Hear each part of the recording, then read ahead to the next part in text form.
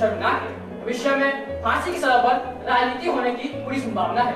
कुछ प्रभावशाली लोग फांसी की सजा को किसी न किसी जाति या धर्म से जोड़ने की भरपूर कोशिश करेंगे, जिससे देश के सामाजिक ढांचे टूटने की पूरी संभावना है।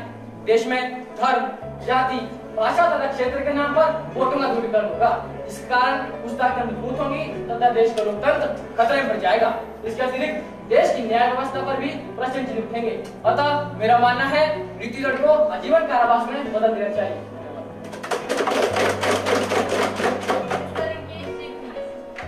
माननीय अध्यक्ष महोदया, मैं इस बिल का पूर्ण विरोध करता हूँ।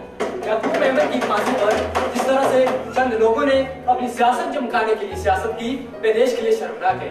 मेमन की फांसी की सजा का विरोध कहीं न कहीं देश की न्याय व्यवस्था का विरोध था।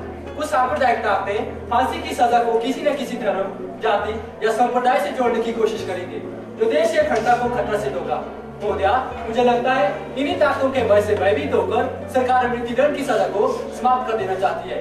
महोदया, ऐसे आरोपी जिन पर मर्डर, बम ब्लास्ट जैसे हीनियस क्राइम का आरोप हो, यदि उन्हें जिंदा छोड़ दिया गया तो वे देश के लिए कितना खतरा सिद्ध होगा।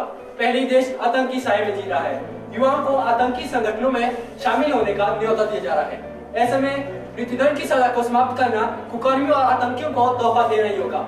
कई देशों के उदाहरण हमारे समक्ष है जहां मृत्युदंड एवं कड़ी सजा का प्रावधान है, जिससे क्राइम रेट बहुत कम है।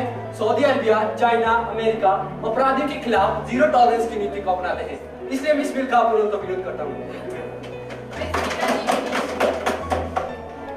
माननीय अध्यक्ष महोदया, मैं सरकार द्वारा लाए गए इस विधेयक का पूर्णतः समर्थन करती हूँ। मेरा मानना है कि कैपिटल पनिशमेंट या डेथ पेनल्टी असंवैधानिक भी है। Article 21 of the Constitution, which deals with the fundamental rights of life and liberty, says, "No person shall be deprived of his life or liberty except according to procedure established by law."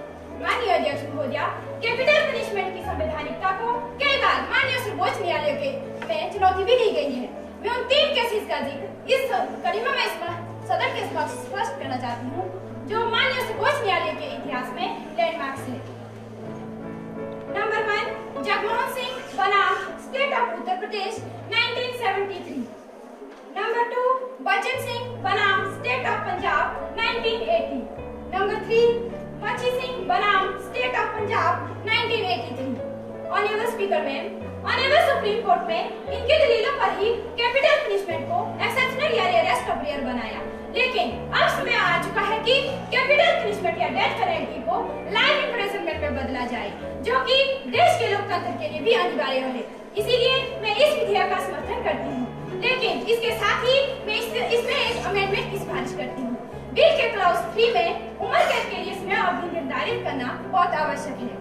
अध्यक्ष महोदया, मेरा मानना है कि 15 वर्ष सजा काटने के पश्चात अपराधी को रिहा करवा देना चाहिए। उम्र कैद सजा देना भी अमानवता है, इसीलिए मैं इसमें संशोधन की सिफारिश करती हूँ। अध्यक्ष महोदया, सरकार द्वारा लाए गए इस विधेयक का मैं व मेरा दल पूर्णतः विरोध करते हैं। भारत जैसे देश के लिए जहाँ हर दिन नित नए अपराध होते हैं, जहाँ महिलाएं अपने आप में सुरक्षित नहीं है, जहाँ आतंक का साया लगातार छाया रहता है, जहाँ व्यापक जैसे खूनी घोटाले के अहम गवाहों को दिन दिहाड़े गोली मार दी जाती है, जिस देश में दर्जनों आरटीआई एक्टिविस्ट केवल इसलिए मौत के घाट उतार दिए जाते हैं क्योंकि आरटीआई एक्टिविस्ट कुछ अहम जानकारी सार्वजनिक कर देश के भ्रष्टाचार के उन्मूलन की दिशा में महत्वपूर्ण कार्य करते हैं, उस देश में सख्त से सख्त सजा का होना जरूरी है। सरकार निर्भया कांड, जिसने समाज सेवी संस्थाओं तथा आम जनता से एक ही मांग सरकार के सामने रखी, दुष्कर्मियों को फांसी की सजा। निर्भया से लेकर मीनाक्षी तक कितने ही ऐसे दुष्कर्म देश में हुए जो कम होने का नाम ही नहीं ले रहे हैं। यही नहीं, मीडिया पर हो रहे हमले लोकतंत्र पे हमले हैं। यदि देश का लोकतंत्र सुरक्षित ना हो और लोकतंत्र के दुश्मन कुछ वर्षों की सजा काटकर खुलेआम देश में घूमते रहे, कैसे अपराधियों को और अधिक बल नहीं मिलेगा? पहले सरकार देश के नागरिकों की सुरक्षा की गारंटी दे और आतंक से निपटने के लिए अपनी नीति स्पष्ट करे। सरकार देश में भययुक्त वातावरण निर्मित करे, तब इस तरह का विचार किया जा सकता है। महोदया, मैं व मेरा दल इस विधेयक का पूरी तरह से विरोध करते हैं। I want to say that capital punishment for criminals acts as message for like-minded people and instill fear in them. That's all. माननीय अध्यक्ष महोदया, सर्वप्रथम मैं धन्यवाद करना चाहती हूँ उन सभी सदस्यों का जिन्होंने इस बिल का खुले दिल से स्वागत किया। धन्यवाद करना चाहती हूँ जिन्होंने इस बिल की सकारात्मक आलोचना की है। परंतु महोदया, पनिशमेंट देने के 4 मुख्य उद्देश्य रहते हैं। Number 1, reformation.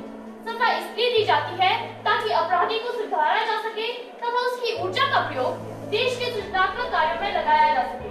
परंतु महोदया, यदि कैपिटल पनिशमेंट इम्पोज की जाए तो सुधार की कोई गुंजाइश ही नहीं रहती और यह उद्देश्य पूरा नहीं हो पाता। सजा देने का दूसरा उद्देश्य बदला लेना रहता है। शायद विक्टिम तथा आम जनता भी यही चाहती है, जैसा कि नेत्री प्रतिपक्ष ने भी कहा है। परंतु महोदया, डेथ पेनल्टी क्रिमिनल को बदले का एहसास होने का समय ही नहीं देती और यह उद्देश्य भी कभी पूरा नहीं हो पाता। सजा देने का तीसरा उद्देश्य प्रोटेक्शन यानी समाज को अपराधियों से बचाना रहता है। परंतु महोदया, जब किसी व्यक्ति को उम्र कैद की सजा होती है तो समाज को उससे किसी भी प्रकार का कोई खतरा नहीं रहता और यह उद्देश्य लाइफ इम्प्रिजनमेंट से फुलफिल हो जाता है। सजा देने का चौथा उद्देश्य अपराधों को कम करना रहता है। परंतु महोदया, आंकड़ों से पता चलता है कि डेथ पेनल्टी से अपराधों की दर में कोई कमी नहीं आई है। आंकड़े बताते हैं कि आज तक अधिकतर डेथ पेनल्टी गरीब और असहाय लोगों को मिली है, क्योंकि वे न्याय के लिए इतना व्यय नहीं कर पाते। इसलिए भी कैपिटल पनिशमेंट को लाइफ इम्प्रिजनमेंट में बदलना अनिवार्य हो गया है। In addition to this, capital punishment is irreversible. यदि फांसी पे चढ़ाने के बाद कोई व्यक्ति निर्दोष साबित होता है तो उसे न्याय दिलाने के लिए कुछ नहीं रहता।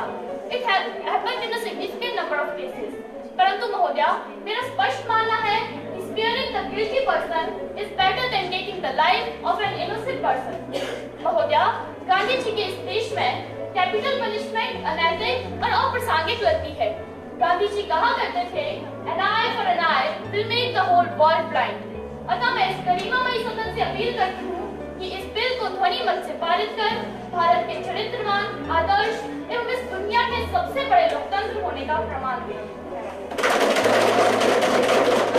The question is that the bill against capital punishment 2015 be adopted. Those who are in favor will say aye. Aye. Those who are against will say no. No. I think ayes have it. Ayes have it. Ayes have it. The bill is adopted. Let us take clause by clause consideration of the bill. Now the question is that clause 3 stands the part of this bill. There are some amendment in clause 3 by Kumari Deena. Are you moving it? No, madam. In view of the reply given by the minister, I am not pressing my amendment.